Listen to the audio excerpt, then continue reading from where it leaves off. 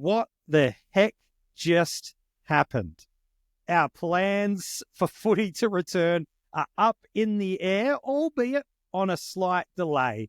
And while there's some disappointment in the community that fantasy footy won't be back as quick as we thought, it's definitely in the best moves for the health and safety of players, officials, and fans, but it has a fantasy footy implication. We will talk about that on this week's strategy episode here at the Coaches Panel. We are just a handful of days away now from actual AFL, 4 points on the line. We will talk about that on this week's podcast episode. I've got to talk about the community series with you. And then there have been some interesting other variables that have landed through our forward lines and how to kind of evolve past the FOMO that probably caused a lot of chopping and changing to your sides over the last 7 days. There is a lot on the strategy episode we've got lined up for you, and I could not do this episode without this man helping me through it. From the Coaches Panel, he's one of our regulars, if not as regular as I am these days. It is MiniMonk. Hello, my friend. Footy's back 24 hours later than we planned. And while it's absolutely the right decision to make, it has created its own level of chaos in the fantasy footy community. Chaos creates opportunity. There's going to be a lot of changing variables as a result of this. Coaches will need to be very on their feet as to what is the best way to play it now. And hopefully we can help you, guide you through what our thoughts are with these changes and help you set up your teams for round one and not damage them too badly with all that's happened in the last 24 hours. Yeah, absolutely. Hey, if you're watching this on YouTube, you'll get to see MiniMonk modeling some Coaches Panel merch, by the way. So if you want to go and check that out, all the details to get your hands on some Coaches Panel merch are in the description of this episode. We probably should start right with the latest news that's impacted us, which is opening round has shrunk even further. We've gone from 4 games and 8 teams down to 2 games and 4 teams. So the original planned game of Brisbane Lions and Geelong on Thursday night has been postponed. While no official commentary has come out from the AFL at time of recording, it's been heavily alluded to and makes a lot of sense given they both had the bye in round 3. Just insert them in there and problem solved. The other game is Gold Coast and Essendon. A little bit harder to navigate given they're both on different of the early bye round options. And so some creative problem solving will need to come not only from the AFL, but also from the game formats. But at time of recording, none of those elements have landed, so we're not going to speculate too much on what that means. But Mini, this changes a lot. All of a sudden, those 4 teams where we thought we'd get an accelerated price movement, that is now off the table. It means our Bombers really only get the 1 price movement in SuperCoach and Dream Team. That's a big adjustment for us.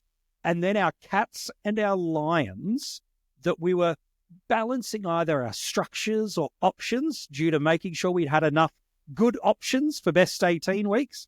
All of a sudden, it feels like the floodgates have opened. Where do you want to start? Because there is so many variables and threads that we need to pull that strategically have an impact for us this year with our starting squads. I might start with the Bombers and Gold Coast because I think that is going to be the easiest one to explain what's going on there. To my mind, it really makes it hard to start anyone from either of those teams that's at an elevated price tag especially. You've got to buy in those first 4 rounds and you don't have that extra price movement that we were hoping we would get from a lot of our players that are rookies. That being said, a lot of the players that we were considering from Essendon were rookies anyways. So it does make them a bit easier to stomach, but their cash generation is going to be slower as a result of that. So it's going to be harder to justify picking those sorts of players full stop. You know, the likes of Sardis, the likes of Reed, the likes of Pryor, the likes of Kako as well. They probably move a tier down in your rookie rankings at the moment as a result of this. With Gold Coast, it's a bit trickier because we don't really have too many players that coaches were considering heavily. Some people were considering someone like an Anderson. Some people were maybe looking at a Humphrey. Probably just writes them off completely at this stage, especially for someone, maybe even someone like a Rioli with the round one matchup against West Coast, it wouldn't have been friendly for him on the half back. And if you're, at near to top price, like someone like an Addison is, going into a buy in round 2 is just probably a pretty hard thing to be able to stomach. Geelong and Brisbane is the very interesting one. Now, I know you didn't want to speculate about that being moved into round 3. There's a lot of signaling from the media, particularly all the reporters that are, commenting on it over on X, that that's going to be moved into round 3. To my mind, it's pretty logical. I know I don't like to speculate, but at this point, I'd say it's a 90% chance in my mind that that's where it's going to go. And I think it's worthwhile framing this discussion around that, because I think that that's, going to put you in a leg up for a lot of the other competition. If they say, I don't know where it's going to go, I'm going to assume that they're still going to have to buy round 3. I think it's worthwhile considering that they're going to play round 3. All of a sudden, that skyrockets Geelong and Brisbane players into relevancy. Both Ashcrofts move up in value. Mitch Nevitt, Sam De Koning, Max Holmes, Tom Stewart, Bailey Smith moves up even higher if he wasn't already a high consideration for coaches. Even someone like a Dane Zorko becomes a relevant starting option all of a sudden. I'd caution coaches not just to move straight into these sorts of players just because they suddenly don't have that buy. But if you had them on your mind already and you were considering them even with the fact that they had an early buy and you were just waiting on the score, if you've got enough confidence to be able to launch into these sorts of players, I would definitely consider it. What are your thoughts on these types of players, The likes of Zorko, the likes of Neil, the likes of Ashcroft, Sam De Koning, Max Holmes, Tom Stewart. Where do you sit on this, MJ? Yeah, it's a good question. I'll put a caveat on my statement before I land it, which is if you weren't considering them at all, that's my caveat to the sentiment of, does this really make a drastic change for you? Now, what I mean by that is some see a Dane Zorko and go, all systems aboard. He's a premium, he's a gun, he's role secure. I'm just going to go pick him. But if he wasn't a consideration for you before this news, if the buy wasn't the reason you didn't go there, I think you've just got to add a little bit more variance to it than that. It's not just as simple as, I hadn't thought about Zorko. Now I can have Zorko. It should be, I liked Zorko, but structurally it didn't work because of the other options I was sitting in. To me, that's the caveat of why I would say you shouldn't shift on the dime just as a result of it. It does mean that there were players that we were hoping to get a free look at, we are missing. And those players are your Mitch Nevitts. How does this midfield mix look like with a Bailey Smith? You'd lose that now. So you're flying blind when previously you weren't. A Sam De Koning. We were hoping to get a free look at what it would look like with him in the ruck and get that accelerated price movement. Now we're just waiting for next Thursday's teams to give us that. So as much as we gain here, and it does gain for us, I know you've got some thoughts on that, I would also flag you are losing some foresight that you don't have. And so your risk profile of your side is just ballooned out a little bit.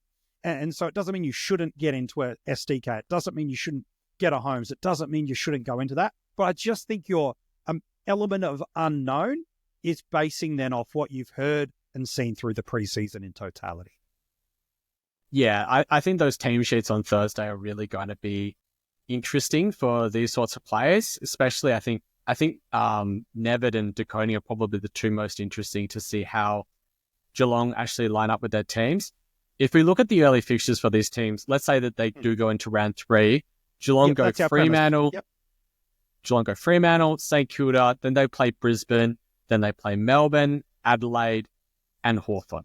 So fairly even fixture. It's not too bad. Whereas if we go over to Brisbane, they go Sydney Swans, then they go into West Coast, Geelong, Richmond, the Bulldogs, Collingwood. For me, that is a very friendly run for inside midfielders.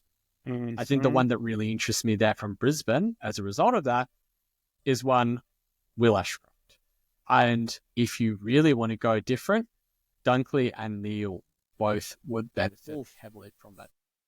Oh, But there's yes. one player that I think the narrative actually has been missed about, and it comes from a Geelong player. I think Sam De Koning is flying significantly under the radar for what he could be as a result of this.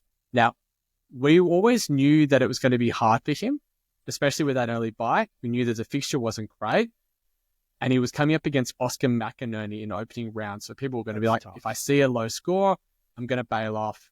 I'll just leave it alone. Now, he's likely going to be rucking against Liam Reedy in round 1 when you're in your best 22. Oh my God. Then he has hard matchups against Ron Marshall, Oscar McInerney, and Max Gawn. But you know the benefit of all three of those matchups? Best 18. They're in best 18. Let's say he does his roller coaster 160, whatever you expect. At least you're protected then. Then he comes out and he goes into Riley O'Brien on a Thursday night. You might be actually able to loop him at D7. Yeah. Then he goes into Meek in round 6, which isn't actually that bad of a matchup. No. TDK, round 7. Darcy Cameron, round 8. And Flynn. Not Flynn. Briggs in round 9. Briggs in. It's And not by actually then that he'll bad also anymore. be a ruck option. He'll be out of our defensive line. Yeah. If you have the guts to take it on, if you think I can go without seeing him in round 0 and back in what he did in the back end of 2024, especially if he's named without the likes of Stanley there or Blitzards there in round 1, I'd be all over it. I think it actually really boosts his popularity to me. And I think it's a really good way to be able to differentiate yourself from the rest of the pack.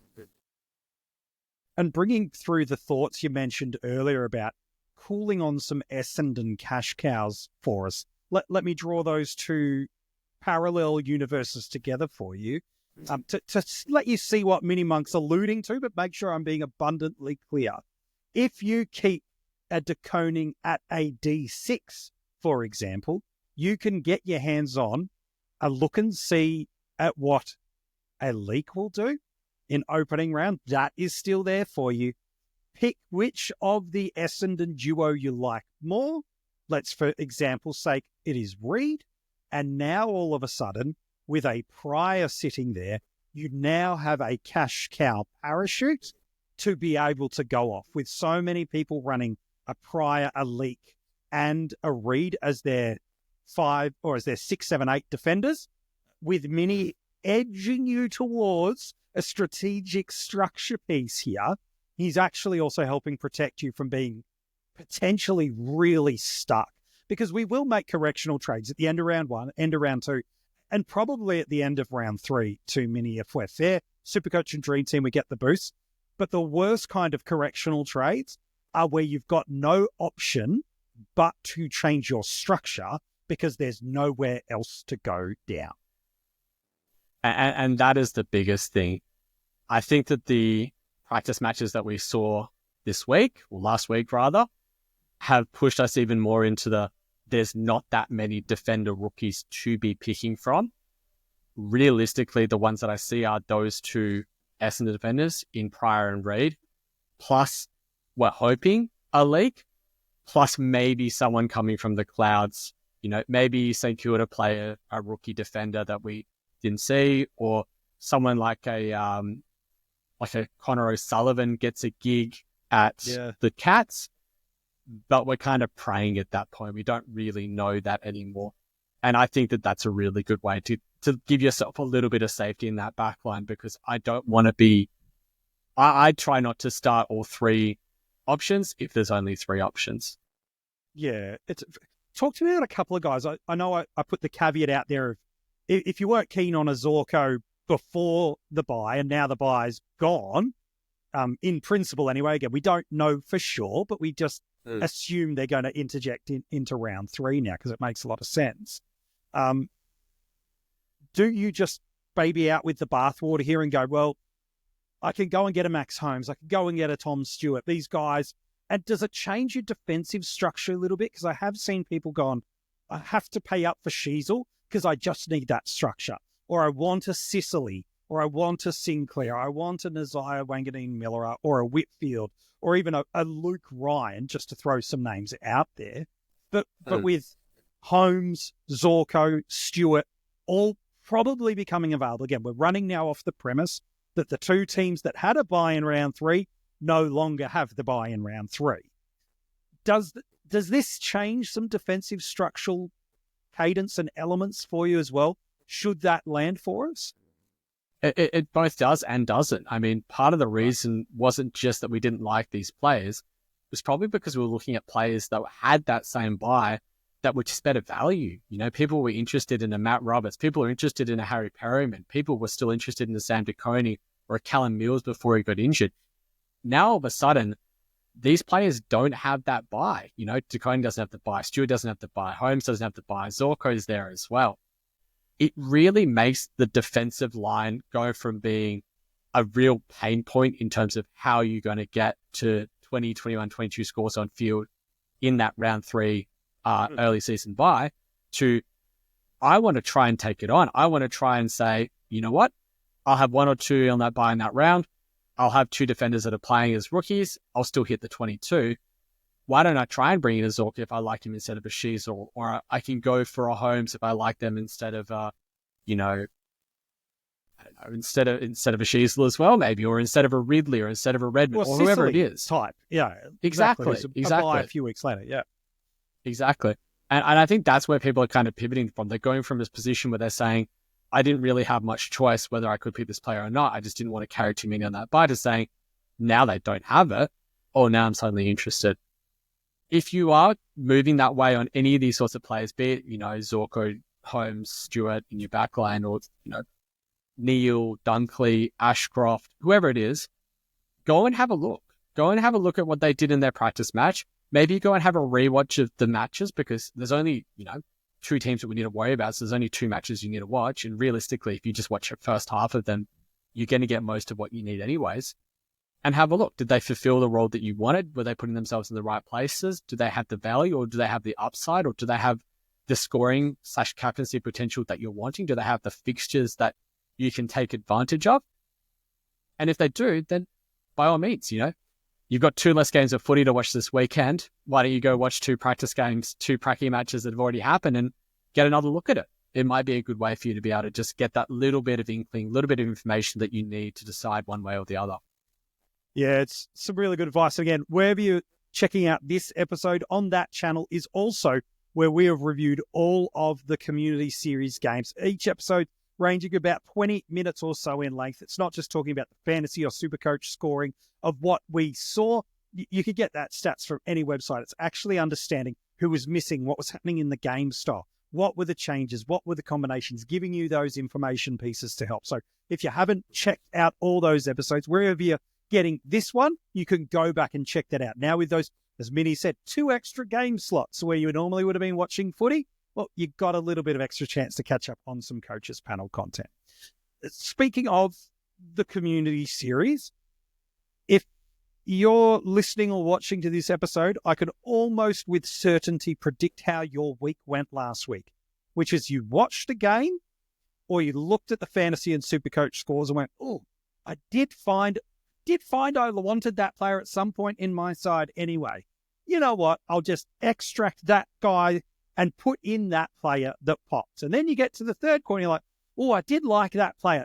This other guy can come out and this new guy goes in. And all of a sudden, you could have made hundreds of changes to your side last week just with every game. You could come in, you could go, oh, actually, no, I like this guy more. He popped.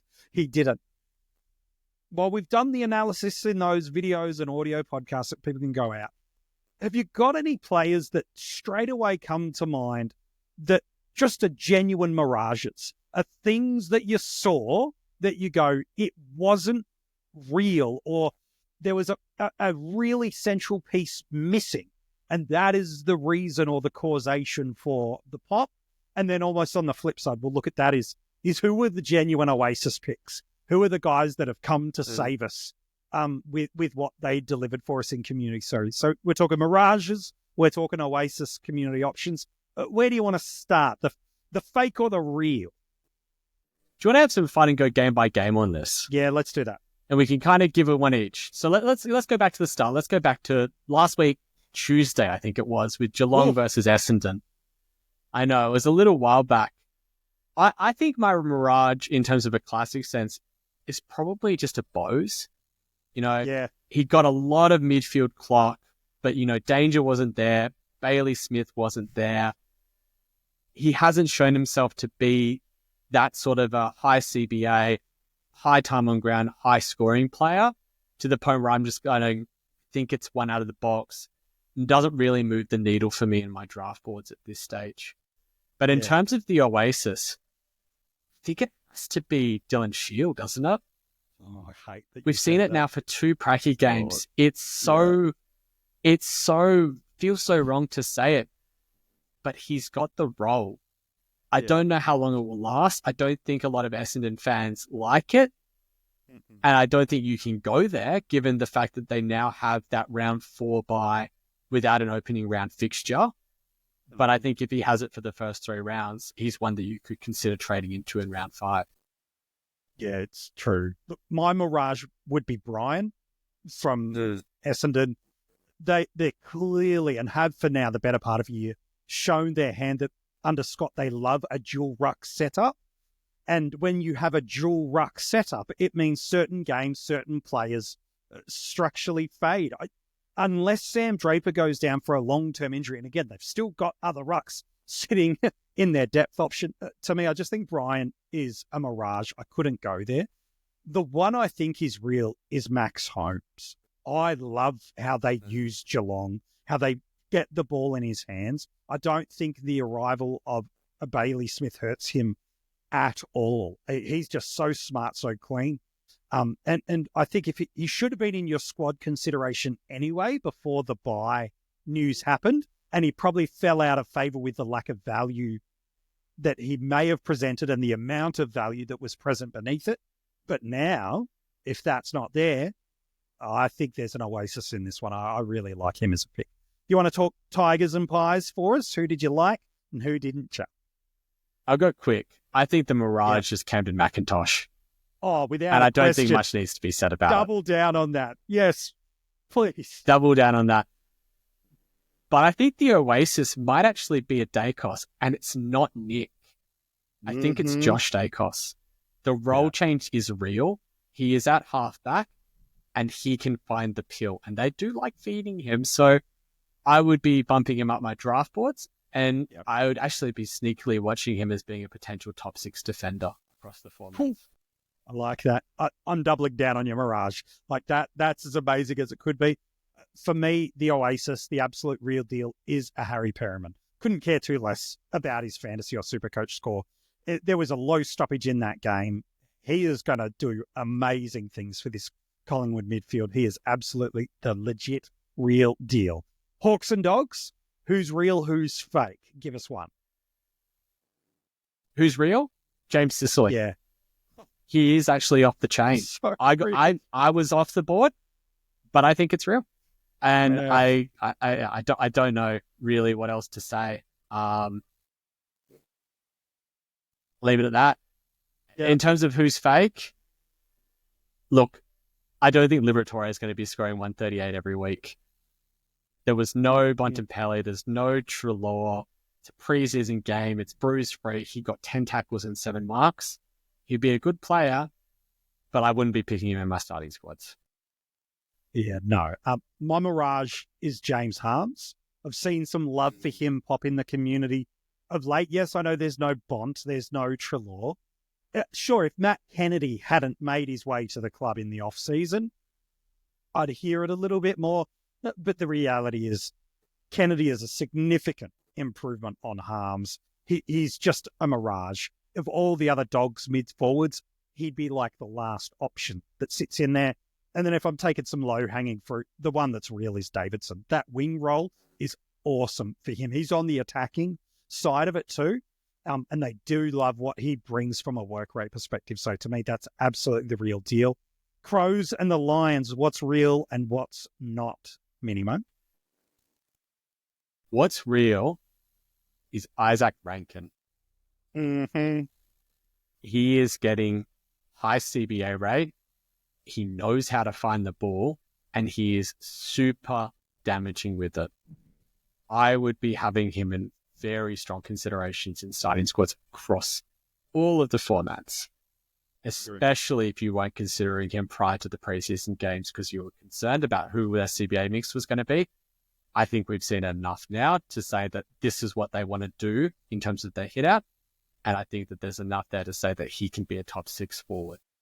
I agree. But I want to be really out there with who I think the Mirage is in this game. I think the Mirage in this game is Sid Draper. Yes. Yes. Because, yes, he can score very, very well when he plays, but we've just seen that Adelaide really want to use him as that sub early on. And to me, that screams you're not going to get massive price movements out of him unless there's someone that goes down in that midfield and gets injured. And to me, if a rookie is showing is that sort of a sub risk, I am just bailing out as fast as I can. 100%. He's my Mirage. He's the perfect sub. Speed, power, this great athleticism. Chuck him on for a quarter and a bit and just let him go nuts. Absolutely. He's the Mirage as a fantasy guy. He's going to be a stud in keeper leagues in years, but he is a Mirage for now. Who is real?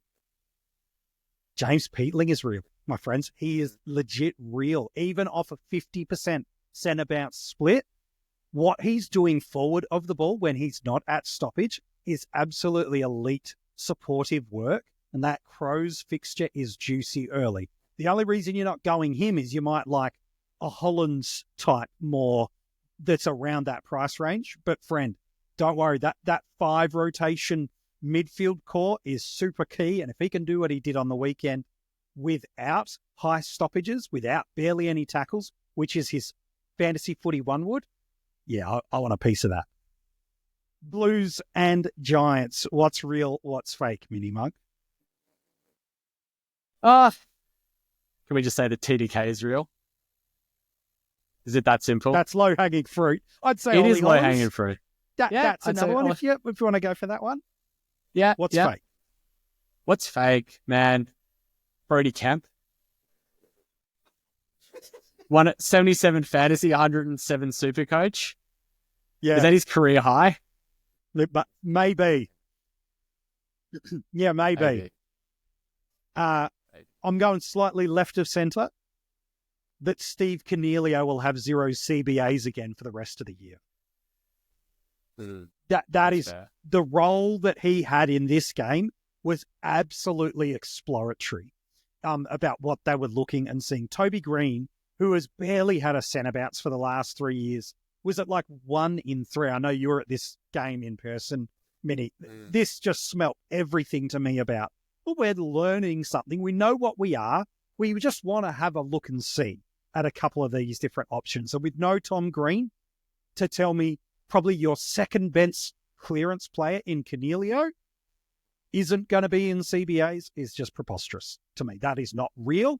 That is absolutely just building him back after an injured preseason. Swans and Suns? Who you got? Matt Roberts is real. I know that this again, I'm taking the low-hanging fruit. I know, but like... You're making me seriously. work for it, mate. I love it. Oh, this is why I'm the guest and you're the host. Yeah, fine. I've got to do something, I know.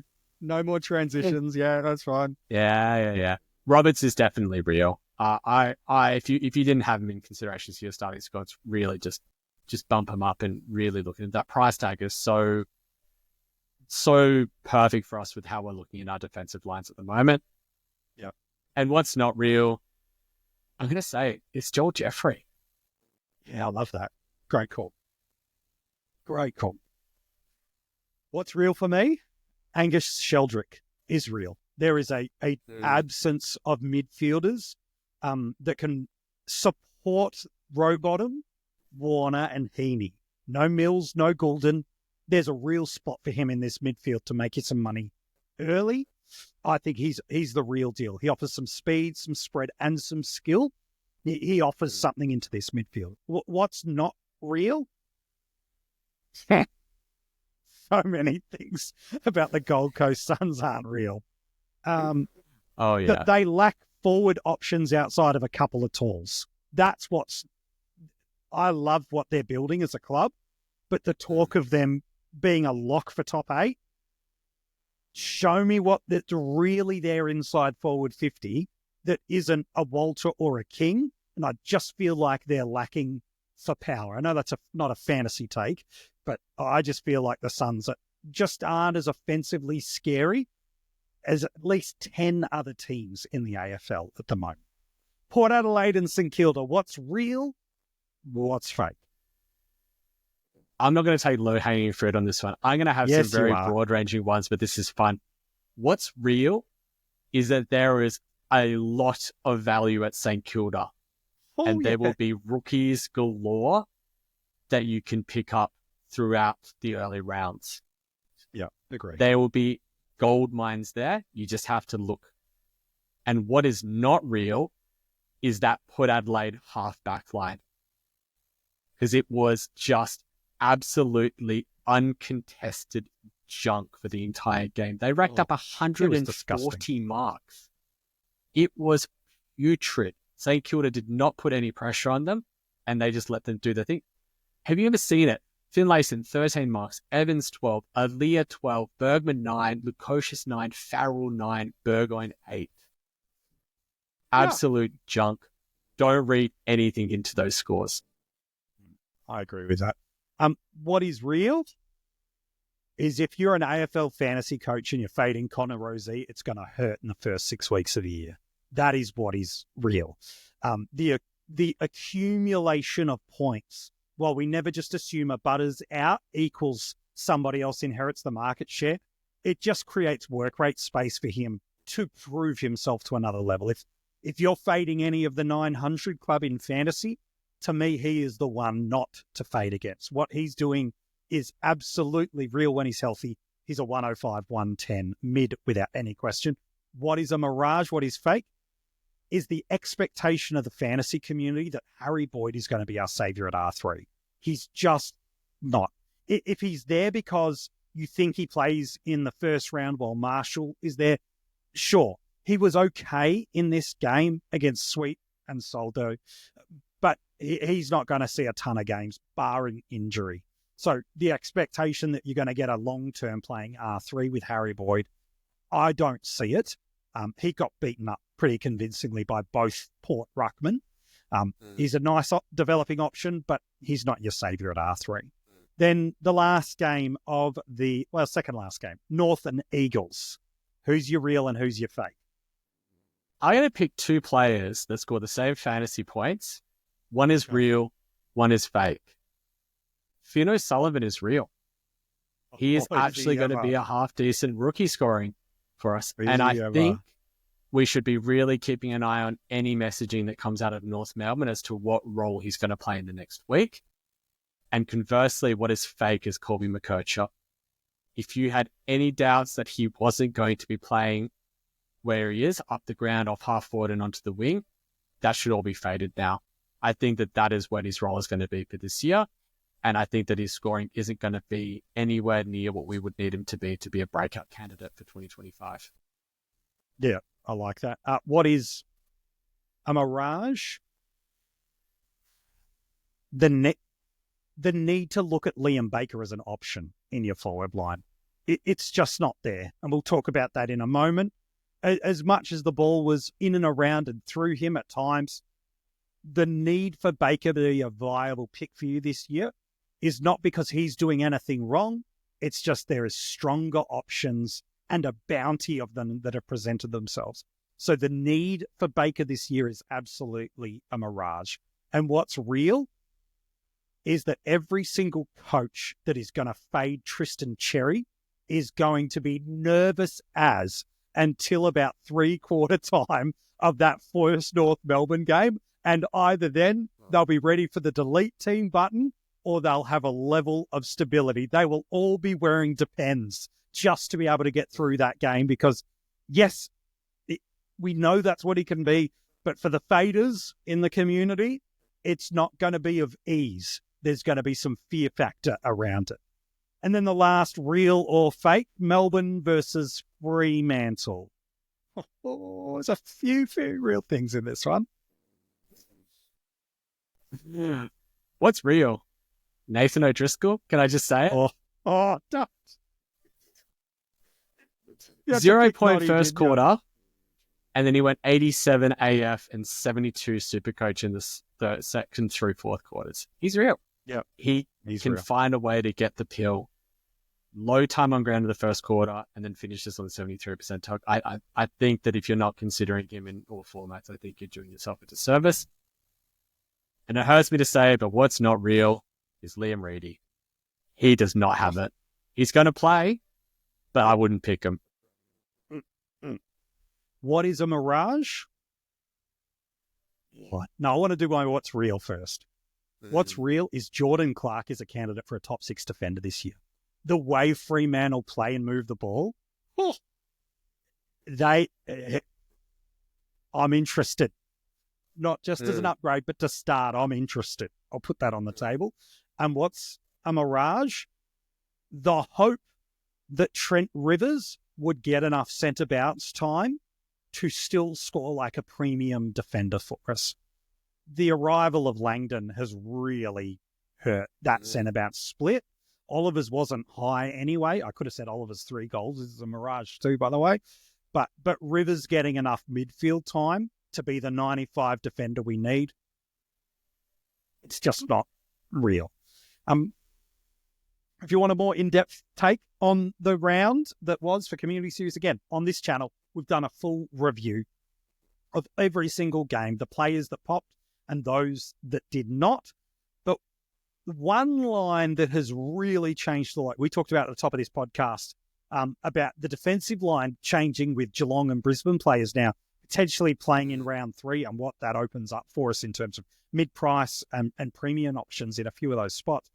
But our forward line has drastically changed over the last couple of weeks. These are the names that we've got, because I'll throw 2 names at the top. Coaches were interested in Horn Francis, but there was a narrative pre-Community Series and the Indigenous All-Stars game that it was like, yeah, he's good, but he's not an accumulator, doesn't have a huge ceiling, and when he does, his scoring floor hurts him. Yeah, it's a great start to the year, but I'll fade that and I'll basically get him for what he is. No problem at all. He could not have done more to be impressive in that preseason performances. And then an Isaac Rankine, who you mentioned about being real. So now all of us starting 1, if not 2, of the upper end premium forwards is a real-time play. Jackson Macrae was in our teams before the round. There's just no way you can fade that one, as is Caleb Daniel. They were in the roles that we forecasted. They're in the roles that they've scored well. And again, you're there. So right now there's 4 forwards. Bailey Smith, while not playing in the Community Series and now not in opening round, I still think with all confidence, you can head into what he's going to be for us to start the year, let alone that ownership percentage to take on is just ridiculously scary, and the value we've got. The cards have all fallen Riley Sanders' way with no Treloar and no Bontempelli. It is he and Libba that are now the midfield king and queen in terms of the A1 and A2 option. And then Garcia had a great role. Still, the 3rd best centre bounce presence for the Saints, despite not popping a big score. Davidson really emerged for coaches. Stone, despite moving forward a little bit in the game, still looked good when he was in the back line, is right in there. Kako was very impressive for us in there as well. I thought Berry, while not scoring, did show that if Port dominate teams, he could really pop a few scores. There's an SPP that if you're really trying to get the thread in SuperCoach, he's there. I have just gone through 12 options. There's really probably 9 that are really, really juicy for us. We can't fit them all in, certainly in AFL Fantasy without the flex spot. Who do we pick? Who do we fade? And how do we make the decisions between the 2? I'm going to run down the players that you listed in terms of the AFL Fantasy ownership at the moment. Bailey Smith's at 69%. Nice. Daniel's at 62%. Macrae's at 55%. Kako is at 49%. JHF's at 51%. Hewitt's at 40 and dropping fast. I wouldn't write him off just yet. No. I'd be waiting. Davidson at 37, Sanders at 37, Stone at 26, Curtin's 20 and dropping. If I was a Curtin owner, I'd be looking elsewhere. Garcia at 18, Rankine at 14. These are probably the 11 players that you're picking your starting team out of. Realistically, you have 8, maybe 9 spots, maybe 10 if you want to sacrifice a mid spot or one of them, potentially. You can't pick every single one of them at this stage.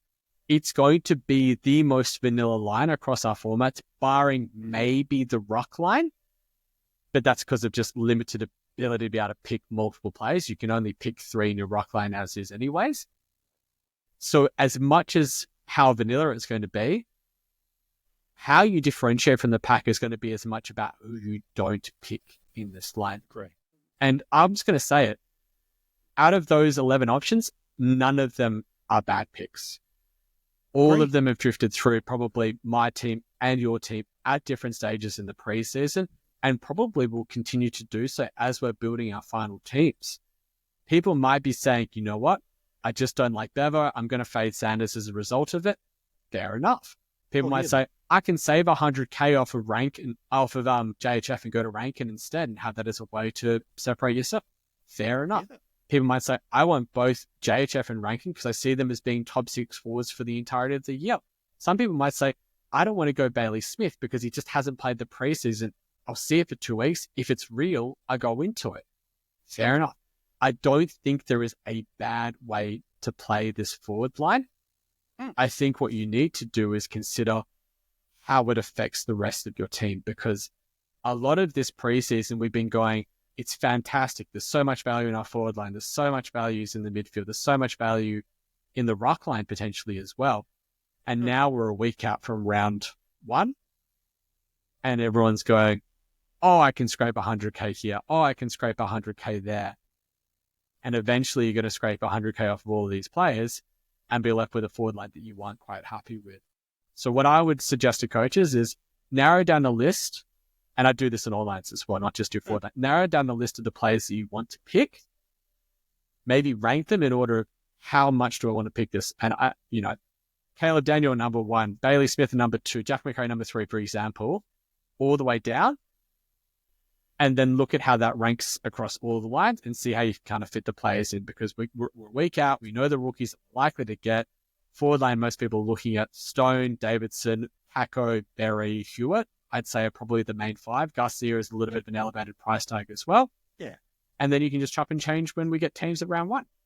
But if you don't do the work now and know like where to go, I think that's doing yourself a disservice, because then you can get into panic mode and you can say, oh, if I drop JHF down to Hugo Garcia, that's 600K. I can use that to fix another line. That's not what we really want to be doing, because you should be picking the players because they present value, not because it allows you to fix a hole somewhere else. If we were to create a tier of forwards that it's almost impossible to fade against, because, well, no one's a must-have. I do think there are multiple ways of skinning a cat here. And in tribute to our founding father, Rids, he would, outside of interrupting me and changing the conversation 4 times based on the run sheet, would politely remind me there's no such thing as a must-have. And in principle, I agree with that. But if we're to put a top tier of hardest to fade, is it Macrae? Is it Daniel and Davidson? Is that as tight as that top tier is? Could you build a narrative for anyone else that it's the fading any of those 3 feels your risk profile of being so far behind everyone. Those are not the 3 to go against. It does a Bailey Smith sit in that. I think if the fixture for Brisbane and Geelong moves into round 3, then Bailey Smith goes into that category. He jumps up too. Okay. Yep. That makes sense. And I agree think with that too. Yeah. And I think those 4 have so much, value, pathway to scoring, and ownership as well. Like Bailey Smith's 68.8% in AFL Fantasies, close to 70% in SuperCoach as well. Caleb Daniel's the most selected player in SuperCoach. Jack Macrae is above 50% across all the formats. And Davidson is a 230K rookie as a mature ager as well. That is already 37% owned in AFL Fantasy and probably close to 40% in SuperCoach as well. I think going against any of those four, you're asking for trouble, just purely on how much they can hurt you by a combination of ownership value and scoring potential. Jason Horne-Francis doesn't fit into that category for me. And I think a lot of coaches, especially SuperCoach coaches, will wonder why that's the case. And the reason being is he's already priced quite highly. He's priced at 90 in AFL Fantasy. I think he's priced near 95 in SuperCoach. He can push 100 to 105 in AFL Fantasy and potentially push 105, 110 in SuperCoach. I don't doubt that. I don't doubt that that's a potential. And if you see that, I would happily start him. And I will clarify and say he has been in my squads and he's been out of my squads in the last week, just to make things where I can have a look at it all. I think you can justify going against him if you want to take on the pack, purely because I think he does have that ceiling, but I also do think he has a flaw that can hurt you and that could potentially allow others to get better value elsewhere. Same with Isaac Rankine, and to a lesser extent, same with someone like Hugo Garcia, where you have job security concerns about him. Rookies, you're going to be picking the ones that you like, / the ones that fit into your team, / the ones that are named round one. I can see Davidson almost being a guarantee for round one. I'm pretty sure Stone will be there. I think if he's fit, Elijah Stewart will be there. I think Hacker will be there as well. I think a Joe Berry will also be there as well. And I even think an Archer Reed will be there for West Coast. So that's true. There's enough rookies to be able to pick from. Yeah. Oh, we are not skinny on rookie options in any line, barring the defensive line. So I'd love one or two of those. That would be great. That would make life a little bit easy. Yeah, we would, wouldn't we? One last question I got to ask before we wrap up this strategy episode. Again, on the channel, there's still an episode a day dropping before round one. We'll be sharing. I've already got my SuperCoach team reveal out, so you can go and check that on this channel. I've got an AFL Fantasy one dropping inside the next sort of 24 hours. I've got my predicted best players for the year to come, so a best 22 and a best 23 for SuperCoach and for AFL Fantasy. We'll drop those for you. We've got some breakout options to consider, couple of uniques, and of course, at least one more Q&A and one more strategy episode before we get to next Thursday. So don't you worry, friend. The coaches panel's got you covered between now and the start of your fantasy footy season. But there's one last question I got to ask you. There's this weird dilemma that even the most experienced coach has, and it's this internal triangular wrestle that sits, and it's the debate between the head knowledge of how we should play fantasy football games and how we should play salary cap. Then there's the heart knowledge, and it's not just the bias of picking players that are in the teams we support, but players we love to own, both historically or fondly. And then there's another category of players that are the fear of missing out. The guys that you go, I know you're not having them to start the year is a risk. If you played the game 12 months ago and you didn't pick Nick Dacos to start the year, remember how nervous you were before that game? It's exactly what I mean by FOMO. It's that I know in my head it's probably right, but if this goes wrong, I'll just get him and not worry about it later. How do that triangle of FOMO versus head versus heart, how do you clear the mental palate, so to speak, to be able to make a decision that you feel comfortable with? Because I'm seeing even some brilliant coaches, and I know myself, I've had that happen too, where you're like, I'm just going to do that. And you're like, it's not a smart decision. That's a heart decision. What's for you kind of the things that helps you to know what to do with that triangle of challenges? It might be one of the hardest questions you've ever thrown at me, MJ. It's not easy to be able to determine across all of these things. Everyone has players that they love watching, whether, as you said, whether it's players that are in your own club or whether it's players that are other clubs, just because of how good they've been historically in fantasy, how much you just enjoy the way that they go about them, whether they're a likable character or not as well. then there's the head going in and saying, this player's value, this player has done it before, this player has the ability to be able to take the game away from me and is just so good. And it's just like, And then the fear of missing out when you see a player that has 60% ownership, has the ability to be able to go 110, 120, 130, put these monster scores on your head. It's very hard to strike a balance across all of these three things. I think the fear of missing out one is the easiest one that I actually have to kind of push away. And the reason why is because a lot of these guys that are, that you're going to have FOMO about are going to be the quite expensive players to start off with, because they're the ones you're worried about. At this time of the preseason, when you go, oh, what if Tristan Sherry does 130? What if Harry Sheasel does 135? What if Nick Dacos goes 130? What if Dane Zorko goes 130 and people put the captaincy on him in the first round? It's going to happen. There are going to be expensive players that you don't own that are going to score very highly in round one. There are going to be players that score really well in round two. And there are also going to be expensive players that drop poor scores early as well. If you can justify as to why you don't particularly want to go them, or you can live with the fact and just not look at the score of that particular player as they're playing in their round one or maybe round two or round three or round four. I'm not speaking about max score in particular, but you know what I mean. Maybe. Those are the ones where you can kind of go, it's okay. Even if they go 120 for a couple of weeks, I've got value that can make it up elsewhere. But the tug between the head and the heart is so hard. I got caught out with this a couple of times last year. I picked players that I thought were better players rather than players that had the better pathway to scoring. And purely because I just didn't like the way that those particular players played the game. I didn't think that they were playing it particularly well. I thought that the coaches should pick up on the fact that they weren't playing particularly well, but the coaches tended to back them in. That's fair enough. I'm not an AFL coach. There's obviously reasons why they make those decisions. I think that's the biggest learning for me from 2024 is that I need to learn to trust my head and what I'm actually seeing rather than purely going with players that I just like to watch. But it's also about what you want to get out of fantasy as well. If you're in it and you're just saying, I want to have a bit of fun, I want to watch players that I really enjoy, and when they get the ball, I'm happy, then you go for the fun.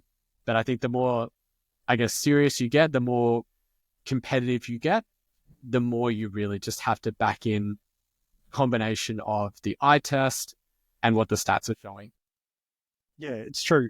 I've learned over time, control your controllables is certainly one of the easier things to do and not spend the game watching the fantasy and SuperCoach out to see the points. But honestly, the best bit of advice I could give someone, and I don't think I've ever shared it on the podcast before, is if you're trying to take your fantasy football at a more intense, serious, do the best I can level, is use one of the other platforms or formats that aren't your focus to create a team that is just your free play team. So if you're like, SuperCoach and AFL Fantasy, I'm absolutely going hardcore, sign up for a Bolter or a Dream Team and just have, this is where my fun, creative, the players I'd love to pick, but I just don't think are actually the right head knowledge pick.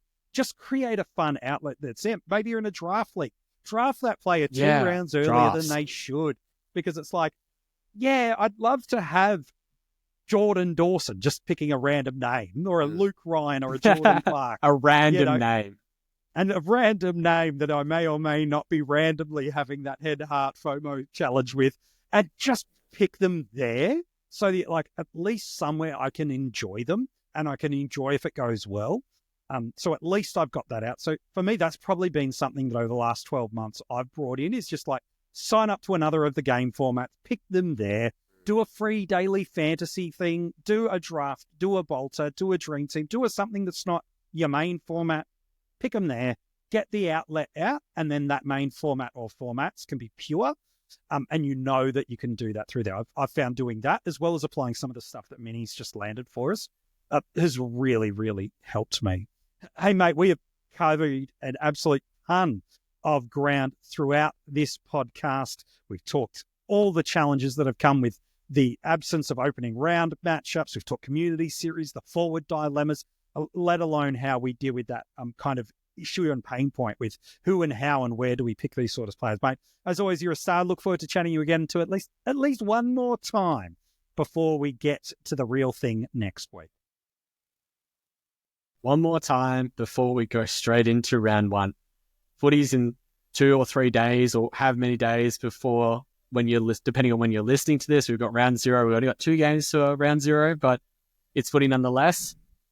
And it's only 9 days until we get proper lockouts starting to happen, and you're locking in those Richmond and Carlton players. You can see the look of dread coming onto your face. It's going to be a ride. As a current Adam Chera owner, I am both thrilled and nervous about what those strings of his might be able to deliver for us in the round one. Hey, thank you so much for tuning in, for watching, and for listening. If you're on YouTube and you've checked out this episode and you haven't subscribed to the channel, make sure you do so. If you haven't, commented below and let us know who your forward combination is. That's what I want to know. What's your forward 6? Drop it in the comments section of this episode. You can listen to these episodes also as an audio podcast. Wherever you get your podcast, you can find the Coaches Panel. Subscribe there, give it a 5-star rating, and you can take the Coaches Panel episodes wherever you go. Inside the description of this podcast is also all the places across social media. You can join the conversation, all the handles in there. Click the links. We would love to interact with you this pre-season. You can become part of our Patreon. They are getting a ton of great different rewards and access. It's one of the things that they get is they're actually getting our rookie guide, for sake of a better phrase. We just don't make it public, but our rookies at all tiers get it. Our breakout and our premium tiers get our draft ranking. So if you're in Shiva this weekend or you're drafting with your mates this weekend, you can go and get our draft rankings that are there. And there's a bunch of other rewards. We'd love for you to check that out. And of course, as you can see, MiniMonk modeling on this episode, you can get your hands on some Coaches Panel merch. There are caps, there are hats. They're the same thing. Hoodies, T-shirts, notebooks. There's a ton of stuff. Go in there, jump that. You look good. You're a 17% better SuperCoacher when you get your Coaches Panel merch. That is a medical fact. Hey, thank you so much for tuning in to this episode. We hope you have enjoyed it. We'll be back again with you tomorrow on the channel, talking all things fantasy footy.